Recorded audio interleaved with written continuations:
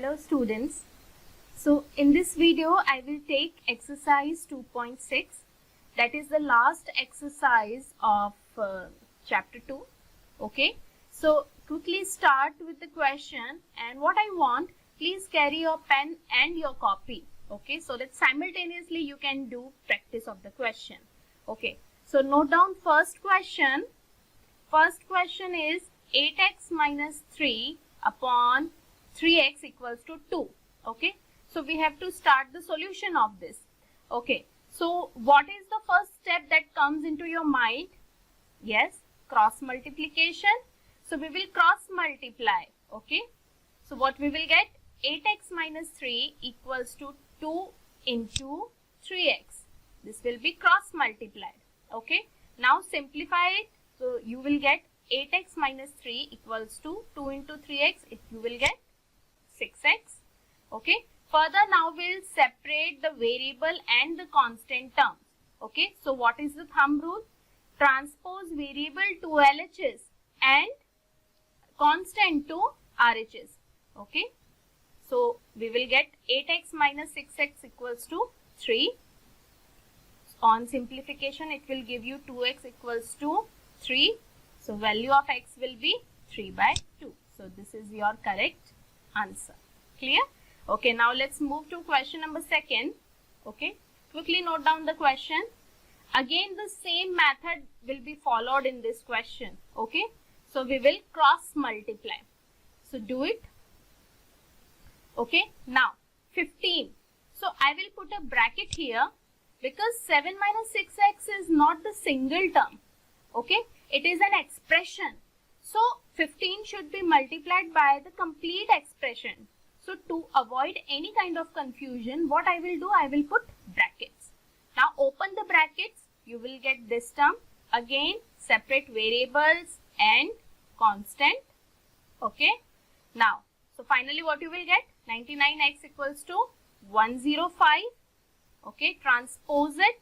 So you will get 105 by 99. Okay, when you simplify it by 3, okay, you will get 35 by 33, and this is your correct answer.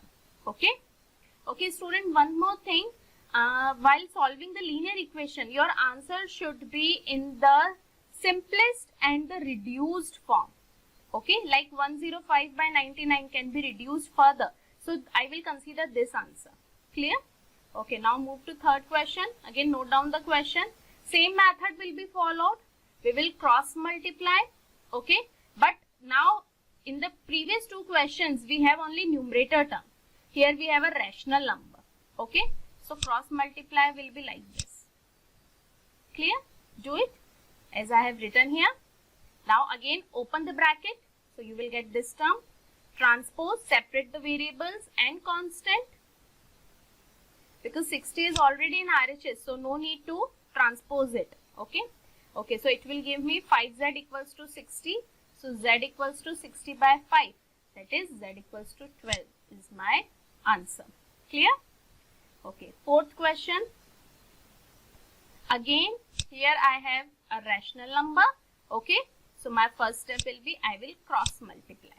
Okay, and one more thing, in this, in LHS, both the numerators and denominators are in the form of an expression. Okay, so I have to put brackets. Okay, so children, basically what happens if you put the brackets, now it will clear your confusion. Okay, because majority times what will happen, you will just multiply 3y into 5 and you will write 4 as it is, so it will give you a wrong answer. Clear? Okay, now open the bracket. Okay, while dealing with this expression, minus 2 will be multiplied by 2. So you will get minus 4.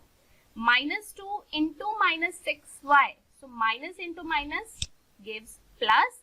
2 into 6y, it will give you 12y. Okay, so while multiplying, you should also take care of the sign convention. Clear?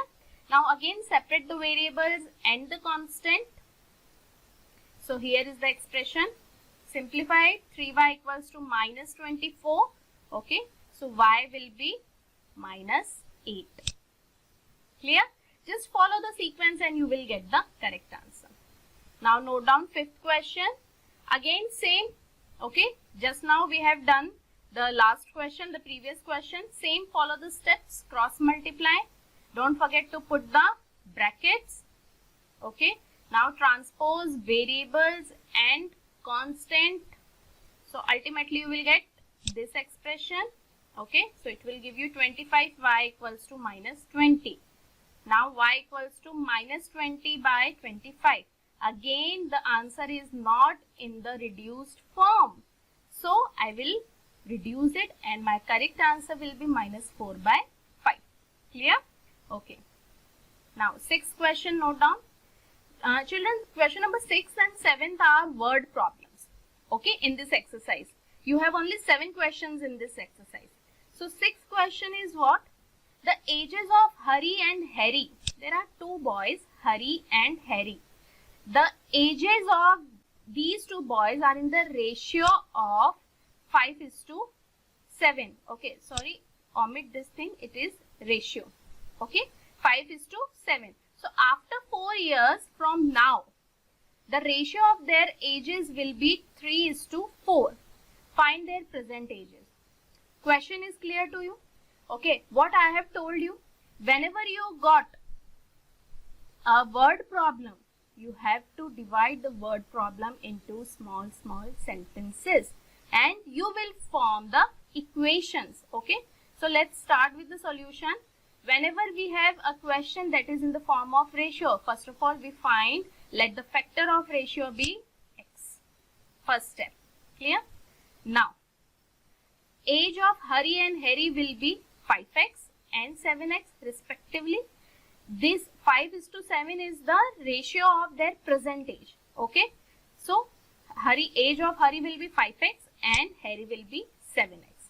After 4 years from now, okay, so after 4 years the age of Hari will be 5x plus 4. Yes or no?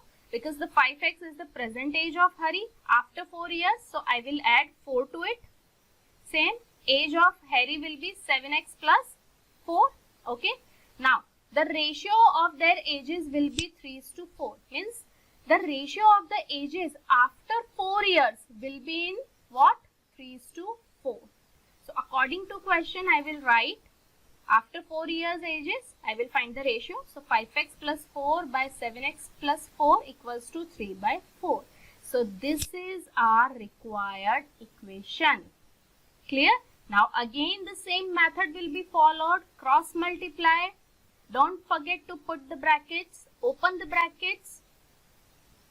Okay. Now transpose the variable and constant. So you will get 20x minus 21x equals to 12 minus 16. Okay. So minus x equals to minus 4. Okay.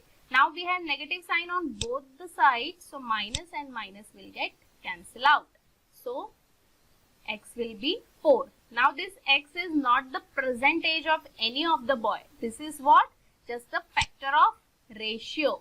Okay.